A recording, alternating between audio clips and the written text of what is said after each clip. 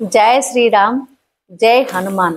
హనుమాన్ ధరించిన సింధూరానికి గంగ సింధూరం అనే పేరు ఎలా వచ్చింది? అది ధరించడం వలన, మనం పెట్టుకోవడం వల్ల ఎలాంటి ప్రయోజనాలు కలుగుతాయో మనం ఈ కథ ద్వారా తెలుసుకుందాము. శ్రీరామ పట్టాభిషేకం రోజు. ఆ రోజున ఎందరెందరో దేవతలు, ఋషులు, మహర్షులు, గురువర్యులు, వశిష్ఠుల వారు ఒకవైపు ఆసీనులై ఉన్నారు.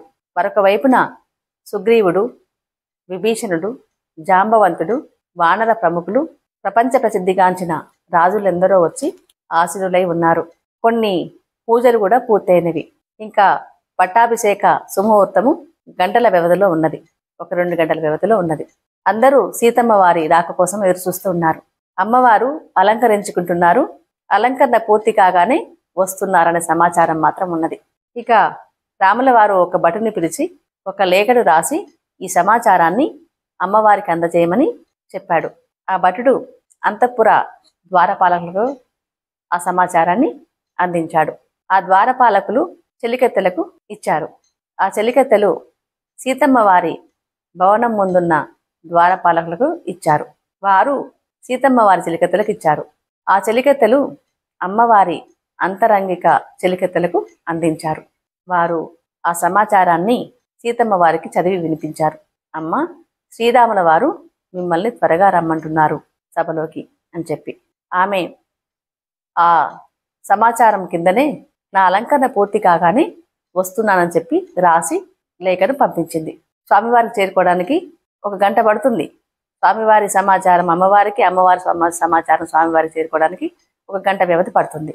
అలా 2 సార్లు పంపించినా అదే సమాధానం వచ్చింది, కానీ అమ్మవారు రాలేదు. ఇప్పుడు ఎలాగా అని హనుమంతుడిని పిలిచాడు శ్రీరాముల వారు. హనుమ, నేను చెప్పానని చెప్పి సీతమ్మ వారిని తీసుకునిరా అని చెప్పాడు. ఇక రామకార్యం కదా, రాముడు చెప్పాడు. ఆగుతాడు హనుమంతుడు. ఒక్క ఉదుటున రాజ దర్బార్ భవనం పైకి ఎగిరాడు. అనుకున్నాడు రాముడు, కోతి కదా ఇలాగే వెళ్తాడు, అందుకే కదా నేను కూడా పంపించాను అని మనసులో నవ్వుకున్నాడు. రాజ దర్బార్ భవనం పై నుంచి మరొక భవనం పైకి, ఆ భవనం పై నుంచి మరొక భవనం పైకి ఎగురుకుంటూ క్షణాల్లో సీతమ్మ వారి భవనం పైకి వచ్చాడు. ఒక్క ఉదుటున కిందికి దూకి అమ్మవారి ముందు చేతులు కట్టుకుని నిల్చున్నాడు. అమ్మ, స్వామివారు మిమ్మల్ని తీసుకుని రమ్మన్నారు, వెళ్దాం పదా అని అన్నాడు. నా అలంకరణ పూర్తి అయిపోయింది హనుమ, పాపట్లో సింధూరాన్ని ధరించి బయలుదేరదాము అని చెప్పింది. కుంకుమ ధరించారు కదమ్మా, ఇంకా సింధూరం ఎందుకు ధరిస్తున్నాను వేరు అని అడిగాడు. ఆ కొంచెం వ్యవధి కూడా అంటే వెయిట్ చేయడం ఇష్టం లేదు. రాముల వారు చెప్పారు, వెంటనే వెళ్ళిపోవాలన్న ఆలోచన అతనిది. అప్పుడు సీతమ్మ వారు, అయ్యో హనుమా, నేను ధరించే ఈ సింధూరము స్వామివారికి చాలా ప్రీతి. నాకంటే ముందుగా ఆయన నా సింధూరాన్ని చూస్తారు. అలా చూడడం వలన ఆయనకెంతో మేలు కలుగుతుంది అని చెప్పి సింధూరాన్ని పాపట్లో ఇలా ధరించి, ఆడవాళ్ళ పాపట్లో అని ఇటువైపు చూస్తుంది. అక్కడ హనుమంతుడు కనిపించలేదు. ఏమిటో ఈ హనుమ, ఏది చెప్పినా పూర్తిగా విననే వినడు. ఎక్కడికి వెళ్ళాడో ఏమో, ఆయన కోతి కదా, ఒక చోట ఉంటాడా ఏమిటి అనుకుంది మనసులో సీతమ్మ వారు.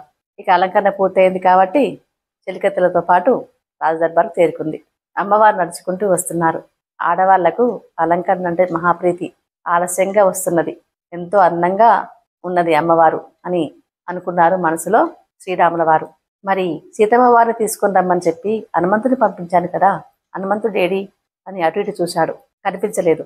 భటుని పిలిచి హనుమంతుడు ఎక్కడున్నాడో వెతికి తీసుకొని రా అని చెప్పాడు. ఆ భటుడు ముందుకు చూసి నవ్వాడు. అంటే స్వామివారి ఎదురుగానే హనుమంతుడు కూర్చొని ఉన్నాడు. అందరు సభలోని వాళ్ళంతా కూడా హనుమంతుడు చూసి నవ్వుతున్నారు. హనుమంతుడేమో ఏడ్చుకుంటా కూర్చున్నాడు. హనుమ, ఏమైంది, ఇటురా అని పిలిచాడు రాముల వారు. ఎందుకు నవ్వుతున్నారంటే శరీరం అంతా ఎర్రని రంగు పూసుకొని ఉన్నాడు, కళ్ళు తప్ప ఏం కనిపించట్లేదు. ఇక అందుకే అందరు నవ్వుతున్నారు అనమాట. హనుమంతుడు రాకపోగా ఏడుస్తున్నాడు.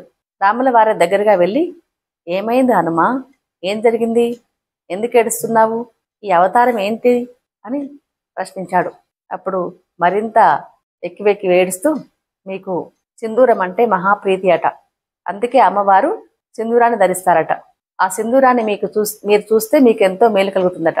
ఆ కొద్దిపాటి సింధూరాన్ని చూస్తేనే మీకు మేలు కలిగితే, నేను శరీరం మొత్తం సింధూరం పూసుకొని వస్తే అది మీరు చూస్తే ఎంతో ఎంతో మరింత మేలు జరుగుతుందని నేను శరీరానికి సింధూరాన్ని పెట్టుకుందామని చూశాను, కానీ ఎక్కడ పెట్టుకున్నా అది రాలిపోతుంది. శరీరం అంతా వెంట్రుకలు కదా, అందుకని నేను ఒక గిన్నెలో సింధూరం పోసి అందులో నెయ్యి వేసి చక్కగా రంగరించి శరీరం అంతా పూసుకున్నాను. మీరు వచ్చి మీ ముందే నేను కూర్చున్నాను. నా వైపు మీరు కన్నెత్తి కూడా చూడలేదు. సింధూరం అంటే మీకు ఇష్టము, చూస్తే మేలు కలుగుతుంది. మరి మీకు మేలు కలగాలంటే చూడాలి కదా, మీరు నా వైపు చూడలేదు, మీకు నేనంటే ఇష్టం లేదు అని గట్టిగా ఏడవసాగాడు. అప్పుడు రాముల వారు, సీతమ్మ ఏమిటి పంచాయతీ అని నవ్వుకుంటూ ప్రశ్నించాడు. సీతమ్మ వారు, మీకు సింధూరం అంటే ప్రీతికరమని చెప్పాను, అందుకే ధరిస్తానని చెప్పాను. అది చూస్తే మీకు మేలని చెప్పాను. కానీ మిగతా తింటే కదా, ఆడవాళ్ళ పాపట్లో గంగ ఉంటుంది, అక్కడ సింధూరాన్ని ధరిస్తే ఆ గంగను సింధూరాన్ని చూడడం వలన భర్తలకు మేలు కలుగుతుందని చెప్పాను. చెప్దామని చూశాను, వింటే కదా, సగం విన్నాడు, వెళ్ళి ఇలా తయారైనాడు అని నవ్వుతూ చెప్పింది. అప్పుడు అందరిని ఉద్దేశించి నవ్వొద్దని చెప్పాడు రాముల వారు. హనుమంతుణ్ణి చేతులతో పైకి లేపి నిల్చోబెట్టి, హనుమ, నాకు ఎంతో మేలు కలగాలని నువ్వు ధరించిన ఈ సింధూరము వృధా పోకూడదు. నాకు జరగాలనుకున్న మేలు నా భక్తులకు చేరుతుంది. నిన్ను ఈ విధంగా చూసి నమస్కరించుకుంటే వారికి చాలా మేలు జరుగుతుంది.